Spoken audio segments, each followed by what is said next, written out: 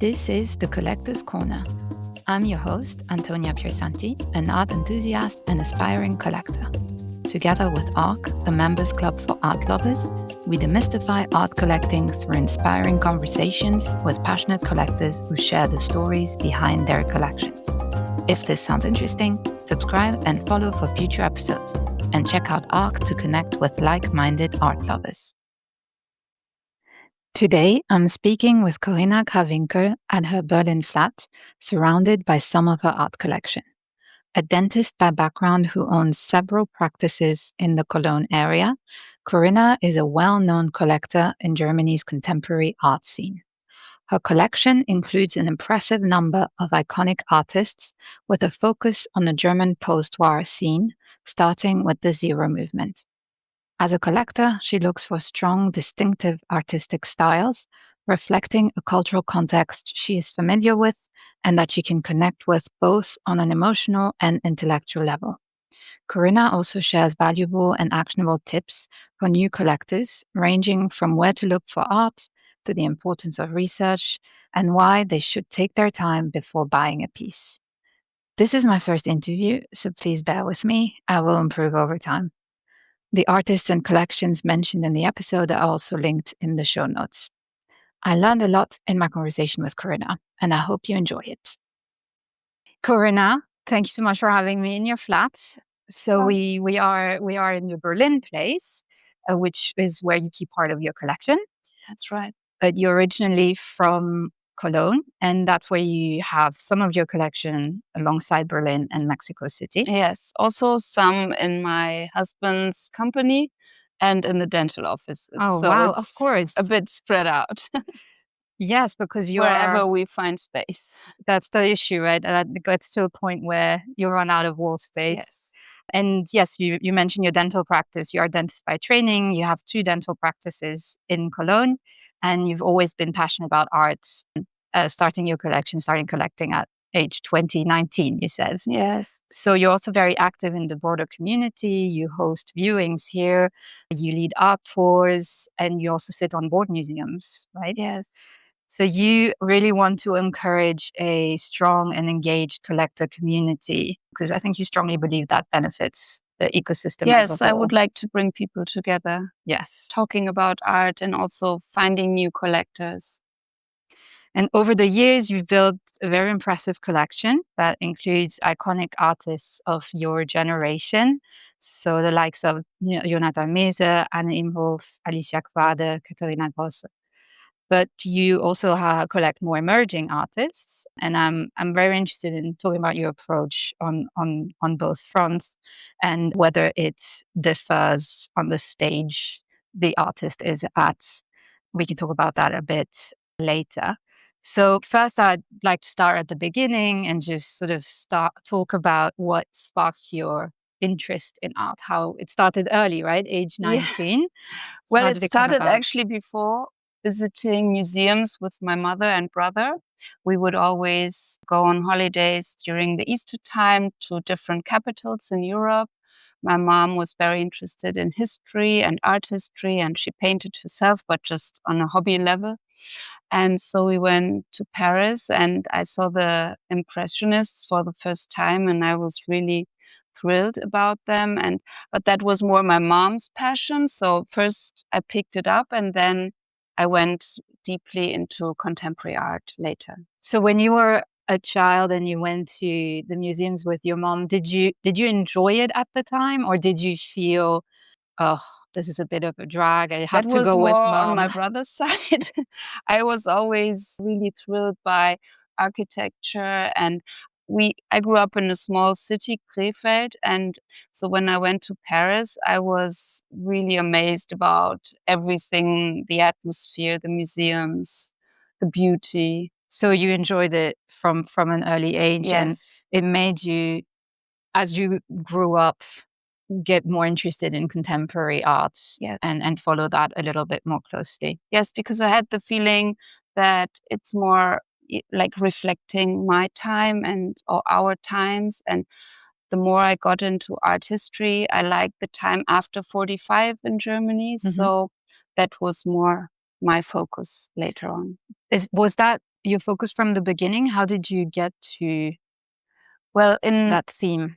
In Germany, you have to choose like main subjects in school, and Oh, you studied it in school? Yes, Okay. I studied it for 3 years, and I had an art teacher, and we saw him actually 5 times a week for I think 7 hours. It was very intense, so we had to draw, we had to learn art history, and it was like part of my Abitur, like the German baccalaureate. And so he was in the same art class with Günter Uecker, who is like part of the Zero movement in Germany. And he told us a lot about the times in the 1950s and 60s in the Rhineland area, because he was like part of it. And whenever we had to draw or it was boring, he would tell us about these times. So this is how I got into like thinking, oh, there's more than just the art in the museums, because if you're not from a family who collects, you don't know about the scene. So that was like my beginning. And can you just shortly, the Zero movement, can you elaborate a bit on? Yes, so the Zero movement started after 45 because people thought we do not want to paint figurative anymore. It has too many contexts with Nazi Germany. And so they started at the point zero. That's why the Zero movement, and it went on to be a worldwide movement. So there was the Zero movement in France with Yves Klein, in the Netherlands, and in Germany it was Pine, Mack and Uecker mainly, but also more people were involved. And so each of them kind of worked on their art pieces with the traumas they had from early childhood. So Günter Uecker, for example, was a child when he had to bury the bodies on the shore of the island he was living on, and he would have to wrap them into white cloth. So most of his works were nails and white cloth, because the nails of the coffins he would have to build.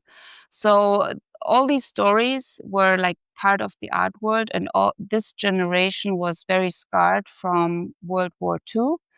And that is very interesting to me, because Germany, also Berlin, is still divided, and politics has always been a big part of the art world, actually. Do you own anything by Günter artists Uecker? of the Zero movement? Yes, this is how I started. I bought a piece of paperwork with the nails. And yes, this was when I had to pay it like That's the one you bit paid by in bit. installments? Yes. How many months did it take you? Not that many, but it wasn't expensive during that time, because during the 1980s, people had moved on and they would start painting figurative again. And there was a big clash between the people who thought you cannot paint like this, and then the new group of Baselitz and artists from the Gallery Werner. They were like the counterpart.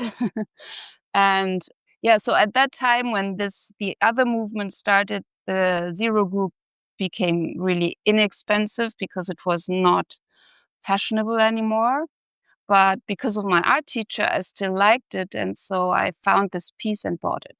So it was not that expensive at that time. But later it became more important again. Okay. So your mom was very influential when you were quite small, and then as you grow up, your art teacher sound like he was a very big influence as well. Looking back, he was. At that time, I didn't realize it. So how is that? You touched on this a little bit. How has this informed the theme of your collecting approach? I would say, because I was living in the Rhineland, living in Germany, this influenced the way of collecting. And I think it's always the country you live in is always the biggest influence, I think. So you mean the context that you grew up in? Yes. So your approach then to collecting, can you describe it a little bit? My approach is kind of very historical in a way, because I'm interested in the recent history and also in the time we live in now. So it's not only I like a painting, it has nice colors, I will buy it. It's always about getting informed about the artist, about the way, the style he's painting, and is it recognizable? Did artist find his or her own style? Also, I mean, it can also be abstract art, not figurative, but it still reflects a movement or an emotion. Okay. Do you have a preference between figurative, abstract, or for you that's not really relevant? No. It's It's not also not relevant if I like a painting. It's okay. not that I buy something beautiful. I would rather say on the contrary. So are there actual works that you have that you give you maybe like the emotion of feeling of discomfort? Maybe in the beginning, some of the works of Jonathan Mese Yeah. make you uncomfortable because he's also dealing with violence or dictatorship, something like that. So they are not really beautiful, but in the end, they grow on you. Interesting. So it sounds like you really first and foremost look for strong Yeah, pieces, something I where would you say really so. kind of like stops you in your tracks, but you don't necessarily need to like it. Yes, because I think you get bored with a piece that is only decoration. Interesting. So how do you find those pieces? Or I guess if you, let's say you find an artist and you see their work and you think it really stands out, will you buy right away or will you wait a little bit No, and it follow? takes like 1 to 5 years, I think, looking into the Okay, work, see the 5 development. years. Yeah. That's a long time. And do you in that time, do you meet the artist as well, or will you try to meet Some them? people like to meet the artist. I know many artists and I like them, but it's not that important for me. Why not? Because I think that, like Jonathan Mese says, art goes through the person. So it's something like a genius or something. So the person is only the vessel for that thing that comes out of a person. That sounds very conceptual, very I abstract. don't know how to describe it, but it is abstract. I think what's interesting also in what you said, Jonathan Meza said, is a lot of arts, obviously, the artist produces their art and it's distinctive and they have their own style, but they're influenced, right, by the times, but also other artists. There is Yes, and they're nothing, genius, something they create in their mind that has not been done before, and I right? really admire that. Yeah. So the person doesn't have to be a great person because I admire what they do. So Yes. that's why I don't really have to know them Okay. necessarily. Yeah. But if I know them and I like them, fine. That's It's okay. nice. It's a bonus. Yes. So you don't when you say you follow them for 1 to 5 years, it's mostly through their production, or what do you look for? Well, right now, I think art is everywhere. So you see them on Instagram, you go to galleries. Some of them already have museum shows, but it doesn't mean that if they are in a museum, they are relevant to me. Because sometimes What do you mean? a curator will choose an artist for their own taste or for their own meaning. So maybe this person could be important, but it's not necessary that they are in a museum and they will be important for the future. So would you Because also, I think right now a lot of museums follow trends. okay. So you mean if the artist is in a museum and they have a museum show, that doesn't necessarily mean they fit into your collection or your Yes, collecting yes, approach. So it's right. not would you then consider collecting an artist who hasn't had an institutional show yet? Yes, I would. Yeah. And also, I would look back into time and see if there are artists who were important, but people forgot about them. Also, many women have been forgotten. Yes. Yeah. And they were really important. And now we look back and see what they have done. Yeah. And well, maybe I would also recommend for young collectors to really read into their country's history, depends on where you live, and then see who was in that group. If one artist was famous from a certain group, look at the other ones, see what they have done, see if they did like good works, but they were just did not have the right gallerist or not the time. Like for many women had a family and children and could not really focus on their career, but they were super talented, like Leonora Carrington, for example. So everyone looked at Max Ernst. She was from a rich family, so she didn't have to push like her career. She just painted and she was like happy if she could show. She was really a genius, I think. And now with the Biennale and all that, looking back, she's now, I think, recognized.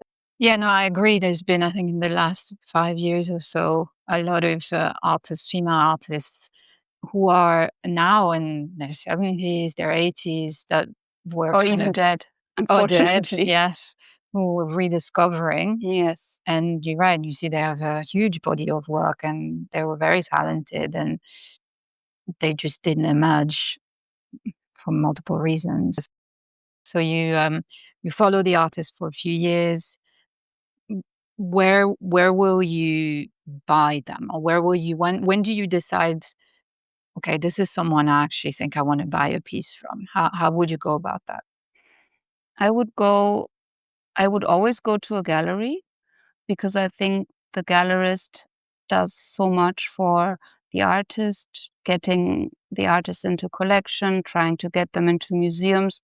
So even if I know the artist, I wouldn't buy directly from them. Okay. Also because you never know if the piece is registered. I would go to... What do you mean registered? Like they have like an artist register with all their works. The galleries? Yes. Yeah.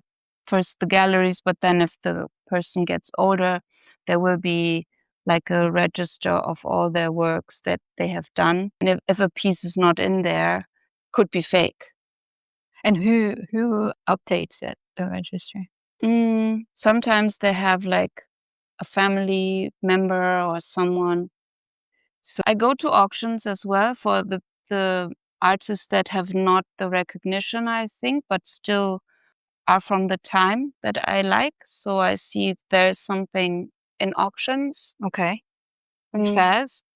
Fairs, yes. Okay. So you would acquire a piece even if the artist doesn't have a gallery representation through, for example, an auction, but if they have a gallery, then you would go through the gallery. Yes, I would. Is that a criteria for you, that the artist already has a gallerist or has Yes, had? usually you should look for an artist that has a gallery in the homeland, but preferable would be an artist who already made the next step, who has a gallery in Europe and US and maybe Asia. That would be great. But sometimes they already, if they have made this step, they are sometimes too expensive. Has it ever happened that you followed an artist for several years and then decided, no, this is not for my collection? Yeah, sure. It happens. But have you ever regretted? I regretted more the ones I didn't buy. I was going to ask you about that. What are there any pieces that you regret not buying? There is this artist, German artist Günther Förg, and people love him or hate him. And I would always see that he's special. And at one time, he was not that expensive. And still people like said, oh, he's just doing these scribbles. Don't buy him. And now I regret it. When was this? 2007. Okay, so almost 20 years. It was 40,000 euros euros at that time. And now it's like, I don't know, 500,000 maybe. Wow. Yes. Yeah. Yeah.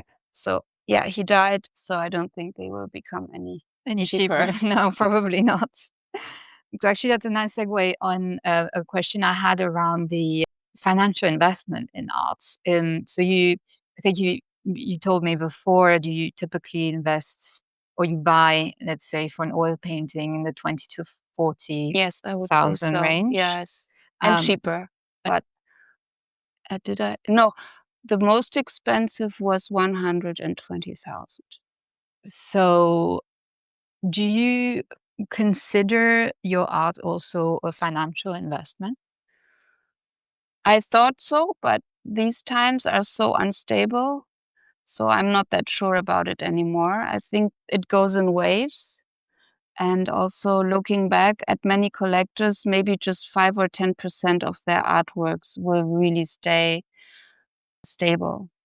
So I was kind of lucky because I think I would say around 50% of my works or our works in our collection are still meaningful, I would say, but some of them are not anymore. Meaningful, you mean they held their value or went up? Yes, or maybe meaningful in regards of important art that you would show or people think it's important for their time. Okay. And the other 50%? We will see. Maybe maybe in 30 years. Maybe, okay, so Or it maybe could still it could still become become important. okay. And when you buy, do you consider resale potential? No, No. no. I've just sold maybe 2 or 3 works during the whole time. And what would make you sell a piece? Maybe I wanted to invest into something else and they grew during that time. Yeah. Like one piece I sold was 100 times more than I bought it for. So I thought, okay, it will not get any more expensive. Wow. And I sold it. And so I bought some other pieces with that money. Okay. And can I ask, do you know how much approximately of your overall investment portfolio is art in percentage? Do you have a rough idea? I would say everything. Oh, really? That's It's like an unusual. addiction. That's unusual. But I guess, like you said, it's an addiction. You Well, can't I don't have any other shares or crypto or stock things, no. most maybe property and art. Yes, I would say so. So both highly illiquid. Yes. Um, you mentioned you buy from galleries and you have a close relationship, I guess, with some of them. I know many and I really like them and what they do, and I don't have anyone I prefer.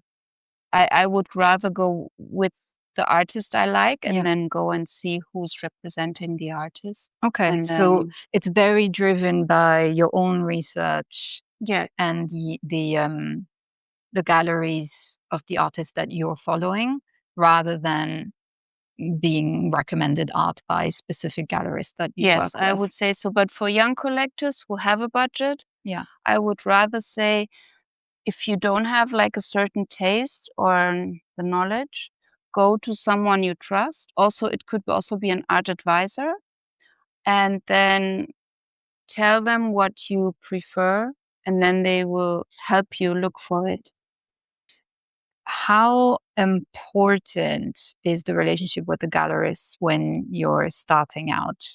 I would say it's very important because these people come from the art world. They studied art history or they have been an artist themselves, but went into the business because they thought, like, there are some examples, they studied with all their peers, but they thought, okay, I'm the better business person, so I'm going to open a gallery. And so they have many people they know from their generation.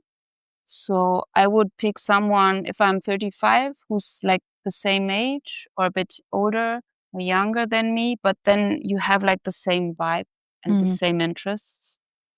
What's the best way to start then if you're not from you haven't studied arts or art history, you go to galleries sometimes, sometimes not. Don't really have a relationship with the gallerist.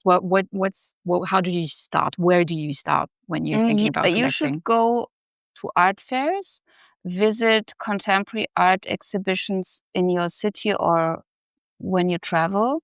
So you kind of get an idea of who is important right now in your surrounding area or country. And then if you have enough money, go with the artists that already have international shows.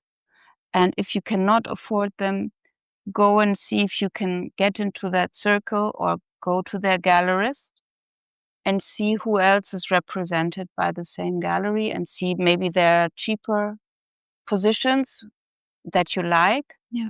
So I would always start getting informed. Okay. And also read about the artist, read about their influence. Where are they or how do they get their influence?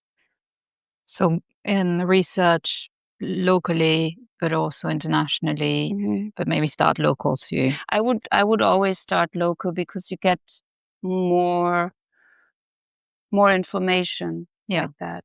So you go to the local galleries, I guess look I mean, it's online. easy to say when you live in Berlin. I'm not sure how it is if you live in the England, in the countryside. countryside, or in France. Well, you mentioned social media and Yeah. internet. I mean, there's a lot that you can research online. So Instagram is really, I mean, you can look at cat videos, but you can also look at the artists and what they are doing. And there's such a big community and they all tag each other. They like each other. You can see the exhibitions and yes, just go and see where they exhibit and then get to know them. Everyone is very accessible actually in the art world. It's not like a movie star or something like that. It can be very intimidating for outsiders, I think. Yes, but only if you think that you have to know a lot about it. People are also very open when you tell them, okay, I'm starting. Can you tell me more about this artist? But then don't stop there. Go home and read about it. So people really appreciate if you go deeper. So research is quite important. I would say so, yes, and also a general knowledge about things. Yeah, I was going to ask about that. There's the research, obviously, about the artists that you might be interested in, maybe broader peers also. How about art history? I think most people nowadays, like also the younger generation, think, okay, I can go to ChatGPT and I will get all the info. But it's not like that because you have like to have a broader knowledge to see all the details in some paintings or to see the references they go to. So there is a book about contemporary art in Germany. It's called Germany Now. I think Saatchi made that book.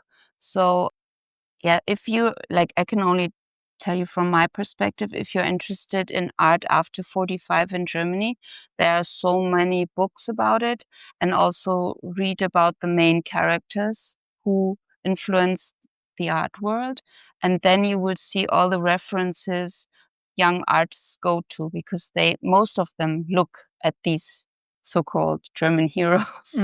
Okay. So there's, on the one hand, you want an artist that has a distinctive style that's their own, but where you're also ideally able to recognize influences and references to maybe past movements or even specific artists.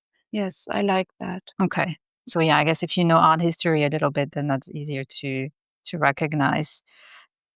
What's your advice to new collectors from a budget perspective? Do you sometimes unique pieces might be inaccessible? Would you recommend also considering limited editions, prints? I don't know. What is, let's say if you're on a lower budget, how can you still get started? I think that editions and prints in the long run don't really keep their value. Only of artists that are like really famous, like Picasso or, but you have to wait for 40 years. So I would always go for an aquarelle, a gouache, a drawing, something that is not reproducible. And also, if you like an artist that is a bit more like famous, look at auctions, see if maybe someone sells them, and or get a price range if they are available in the internet, something like that. And so because auctions, I guess that's easier than to get a feel for the price because that's So public, but it's you can go to local auction houses in your country. So in Cologne, for example, we have 2 local one. In Munich, there's one, without naming them. so you can just walk in and Yeah, they are online. okay, it's online. Yeah. And you can walk in when they have like previews. Okay. Yeah, sure. It's public. Okay. And then you can register, and you don't have to be afraid. Like if you raise your hand, you just have to know it's 25% on top, because they have The commission fees, the for commission. the auction house. Yes. Depends. It goes between 25? 20 to 33%. Wow. Yes. Wow, that's quite significant. So you can register. So you have to calculate while before you're you raise your bidding. hands, yeah. Or you put your limit. But that's open to anyone. You can register. Yes. And typically, do you also have auctions for quote unquote cheaper Yes. pieces? Sometimes people have to sell their collections, Okay. like banks or lawyers or whatever, like they had a company collection, and they give everything to the auction house. So there are big pieces of Warhol and so on, but there are small pieces, local pieces of local artists you might like, and they are quite inexpensive. So have a look. But there's no way of knowing ahead of time which collection might have the artist that you're looking for. No, but they kind of advertise it in advance, maybe 2 months or 3 months. Okay. And then there's Artsy as well, I think is very informative. But yeah, it depends, because there is also a lot of superficial art in there, I would say. Okay. So you need to the prices are on Artsy. I know there's pricing from past auctions and kind of gives you an indication. So you get a little bit of an overview, because it's really hard to get a feel for a price range. That's the impression I have. Yes, of artists. it is. It's quite opaque. Yeah. But sometimes the prices are quite high in the gallery, then half of the price in auction. But when you see that they go up, and then there's 33% on top, and then shipment and everything, so you have to calculate all that. So sometimes it's even better to go to the gallery, talk to the gallerist, say, I want to have that piece. What is the discount? And so on. So you have to really compare. Okay. So go to shows, go to galleries, ask questions, be very open about the fact that you're starting out. Yes, and sometimes people seem very arrogant, but I think because they look into their computers and just typing things, but that's because they have just one person sitting there doing all the work. So go to that person, ask and say, can you show me something? And I don't know about this artist, and just talk to them. They are not arrogant. I think they're just busy. Yes. That makes sense. So besides the budget and the fact that an artist already has a representation, at least locally, what else should one consider? I would also go, like here in Berlin, you have the open academies. So students show their works, I think once or twice a year, and go there and see if someone is very good. See if you see they have a style already, like a color they use, a style they use, and then look him up and see where does he get the references from. Is he just copying another artist that might have been there already? Or did they start to do something new? And then see if some of these new students are picked up by young galleries. And then I would follow these people if you start really, really young. So here in Berlin, it's kind of accessible. Yeah, because you have the university. And Düsseldorf as well, Munich as well. So, but you would never buy from a student right after seeing them in these shows. There was Alexander Wertheim. Mm-hmm. He was a student and I liked what he did. And then it was a coincidence with a gallery that he was picked up. So yeah, it ran like parallel. It happened at the same time. Okay. But you ended up buying from the gallery. Yes. Okay. Are there any mistakes that you see new collectors make?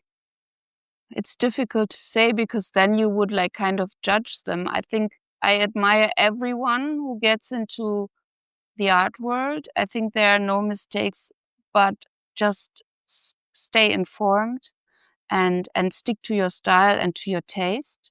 And I think then your collection will be very individual. And I think that's most important.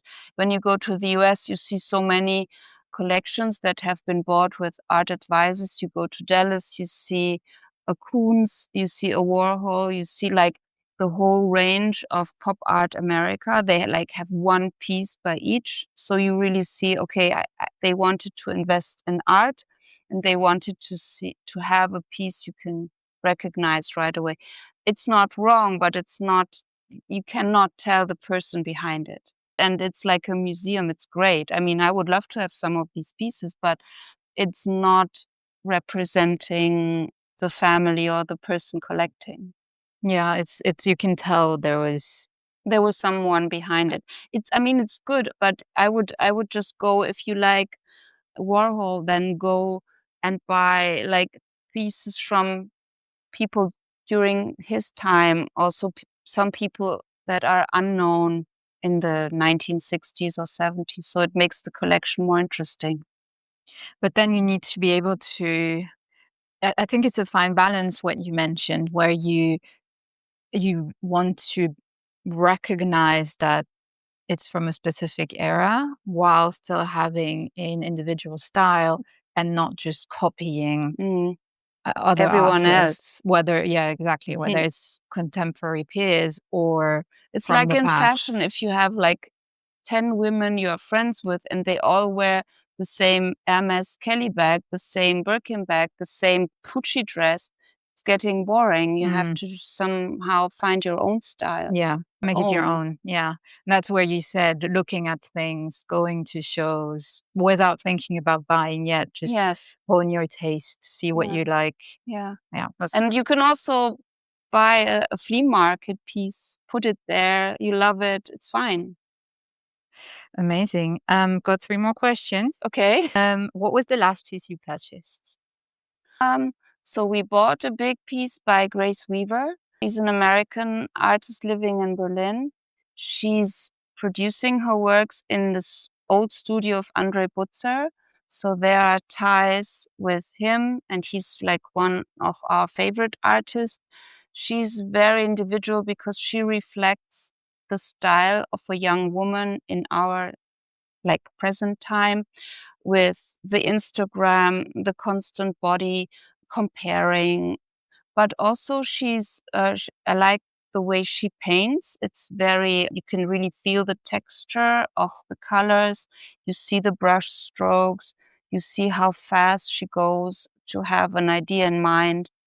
And yeah, I like the way she's on the one hand, she's very structured, and on the other hand, very spontaneous. Just a side question on that. How much do you value the technique in a piece? A lot, actually. Yeah, I think it has like handwriting. It's very individual. So that's also something to get familiar with. The more you look at I would say so. You learn about different techniques and how things are done. And this is going to be difficult to choose, but one artist you're excited about and that you're following very closely at the moment, but you haven't purchased yet? I haven't thought about that. Okay, we can go to that later. Okay. And who is a collector that you look up to? I like the work of Timo Mehtinen very much here in Berlin. He's Finnish. He came to Berlin to start his collection, and he's supporting young artists. And in my opinion, he has a very good taste. And he's like someone also promoting artists and showing. So he has this big house in the middle in Berlin. He has like a 1900 mansion, like it looks like very much like Paris. So huge walls, but also very homey because he lives with his furniture. And so if he likes an artist, he gives him a solo show, even if the artist is still studying or not very established yet. And he is someone who found a lot of new artists who are now very important. So he actually helped them get represented as well? Yeah, I would say so. Okay. So he will show them in his house before he would. Also, another great collector is Gil Bronner and the Bronner family in Düsseldorf. They bought an old glass factory and refurbished it into a museum. And also they are very important for the Rhineland community, showing many upcoming artists, very international, but also very local. So I like the combination. That's cool. And that's a private collection, but it's open to the public? Yes, it's like a private museum. You can go and have a look. And I would say there you can really get an idea of what to collect. So that's another thing that people might not necessarily be aware of, is there's a lot of private collections that are actually accessible to the public and that are worth checking out. Yes, definitely, because also these people do not buy that expensive. They buy with their eyes, so you can also take them as a role model. Interesting. Have you thought of someone? Yeah, but I already bought something from him. Okay, that's okay. So it's Maxim Gunga. Mm-hmm. He is represented by Robert Grunberg here in Berlin, and he's painting in a very expressionist style. Also, I would say referring to artists during the 50s and 60s. And he's painting a lot in the nightclubs in Germany, like Berghain and so on. So it's like a combination of kind of older style, but with a new subject. And I like the way he's using the colors and the brush strokes. So yeah, someone I will definitely go on collecting. Because you do buy several pieces. Well, yeah, mostly three. Okay. Yeah. And there's another one, Adam Lupton. He's from Canada, but he lives in Berlin. And he's doing a very interesting technique. He paints on canvas and then uses the wet canvas as a print on another canvas, and then peels off the canvas part he was using, and the color stays on the other part of the canvas. And so it's like a stamp. Piece then. Yes. That's very cool. Yeah. And you own a piece by him already? Yes, I can show you. Okay, awesome. Perfect. Well, thank you so much, Corina. Really enjoyed this. Yes. Thank you. Went well. Yeah, it did. No, thank you.